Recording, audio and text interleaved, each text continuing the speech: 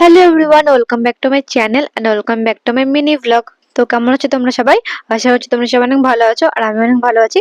তো তোমরা ভাবছো আমি এখন কোথায় যাচ্ছি। তো আমি গিয়েছিলাম হচ্ছে আমাদের পাড়াতে একটা পুজো হয়, সেখানে আমরা গিয়েছিলাম। প্রত্যেক বছরের মতো এবছরে কিন্তু হচ্ছে পুজোটা। তো এটা কিন্তু একটা বাড়ির পুজো, বাট আমাদের পাড়াতে হয়, ওই জন্য আমি বললাম পাড়ার পুজো। তো এই ক্লিপটা আমি বিকালবেলা নিয়েছিলাম। তো তারপরে দেখো সন্ধ্যা হয়ে গিয়েছিল আর মাকে কিন্তু নিয়ে চলেও এসছে। তো চলো তোমরা দেখতে থাকো।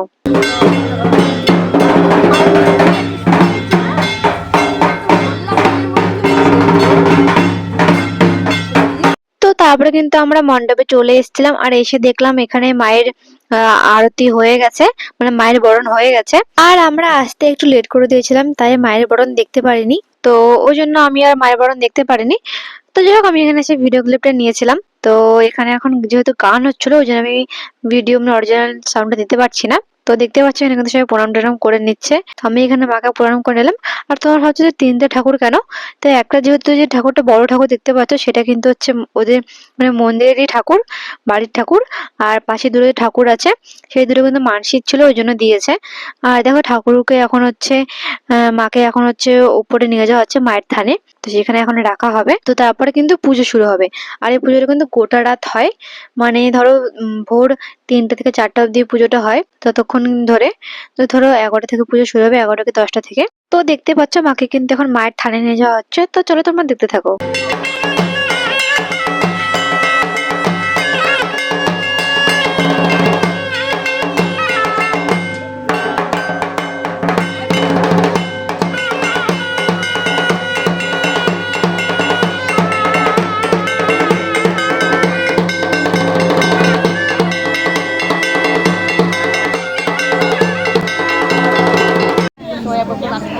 তো এখানে আমি বসেছিলাম।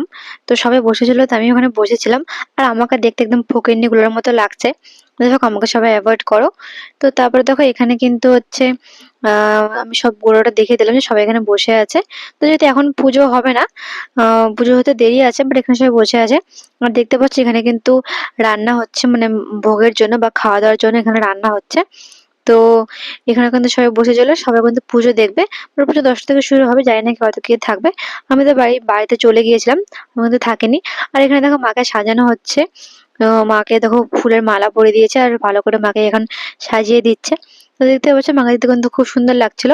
আর এই ঠাকুরটা হচ্ছে, মানে এই মাটা হচ্ছে কিন্তু বল্লা মায়েরই বোন হয়। তো বল্লা মায়ের বোন রূপে কিন্তু এখানে পূজা হয়।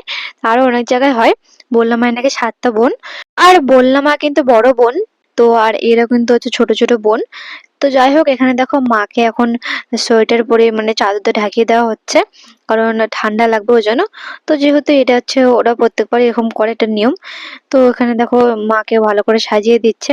তো এখানে এসে আমি একটা ভিডিও ক্লিপ নিয়েছিলাম। আর এই পুজোটা কিন্তু 30-31 বছর পুরনো।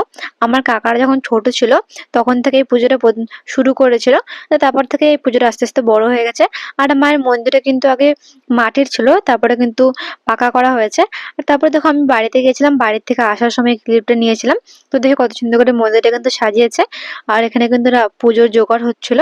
তো তারপর দেখো এখানে কিন্তু আরো অনেক লোকজন হয়ে গেছিল, আর এখানে সবাই খেতে বসে পড়েছিল। তো আমরা কিন্তু খেতে বসে পড়বো। তো দেখতে পাচ্ছ অনেক লোকজন কিন্তু এসেছিল এখানে। তো তারপরে কিন্তু আমিও খেতে বসে পড়েছিলাম। তো আজকের ভিডিও এতটুকুই। ভিডিও কেমন লাগলো অবশ্যই তোমরা কমেন্ট করে জানিও। আর ভিডিও ভালো লাগলে অবশ্যই লাইক কমেন্ট শেয়ার সাবস্ক্রাইব করে দিও। বাই।